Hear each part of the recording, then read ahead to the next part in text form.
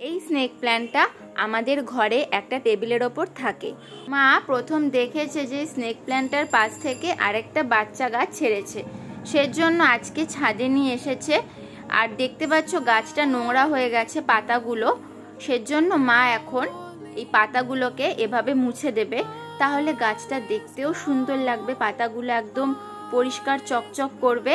আর তারপর কি করে মা এই বাচ্চাটাকে আলাদা করে একটা টবে লাগাবে।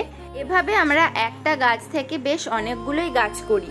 একটা স্নেক প্ল্যান্ট লাগালে তার থেকে কিন্তু প্রচুর চারা ছাড়ে। এভাবেই আমরা এই স্নেক প্ল্যান্টের গাছ একটার থেকে একটা করি, বেশ অনেকগুলোই এখন হয়েছে বাড়িতে। দেখো মা সমস্ত পাতাগুলো মুছে দিয়েছে। এবার এই বাচ্চা গাছটাকে আরেকটা ছোট্ট কন্টেনার, যেরকম খাবারের কন্টেনার থাকে সেরকম একটা খাবারের কন্টেনারে আমরা রাখবো। তোমরা দেখতেই পাচ্ছ এটা কিন্তু কোনো টবে নেই, আর এটা একটা ছোট্ট গাছ যেহেতু সেজন্য টেবিলের ওপর রাখলেও কিন্তু ঘরে শোভা বাড়ায়।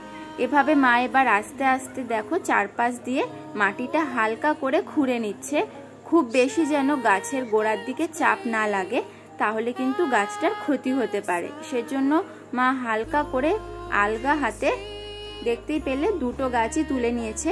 এবার হালকা করে বাচ্চা গাছটাকে আলাদা করে কেটে নেবে।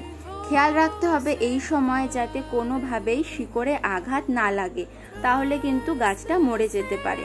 মা একদম হালকা হাতে, দেখতেই পাচ্ছ এই যে এই বড় মানে মা গাছটার শিকড়টা দেখতে পাচ্ছ হালকা করে কেটে নিয়েছে, বাচ্চাটাকে আলাদা করে দিয়েছে। এবার একটা ফেলে দেওয়া কন্টেনারে আমাদের বাগানের শুকনো পাতা একটু মাটি দিয়ে প্রথমে এই গাছটাকে বসানো হলো, যেটা বড় গাছ মানে মা গাছ, সেই গাছটাকে আগে বসানো হলো।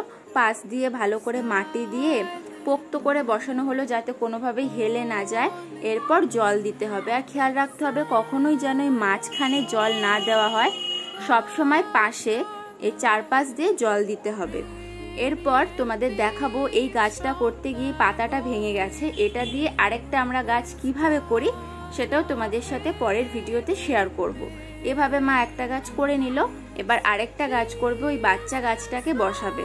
এই যে একইভাবে এভাবে দেখো ধরে বসিয়ে দিল, এবার পাশ দিয়ে মাটি দিয়ে ভালো করে পোক্ত করে বসাতে হবে যাতে কোনো রকম জল দিলে এদিক ওদিকে হেলে না যায়। খেয়াল রাখবে যখনই গাছে জল দেবে, বিশেষ করে স্নেক প্ল্যান্টে, তখন কিন্তু এই মাথার দিকে জল দেবে না, সবসময় গোড়ার দিকে চারপাশ দিয়ে জল দেবে।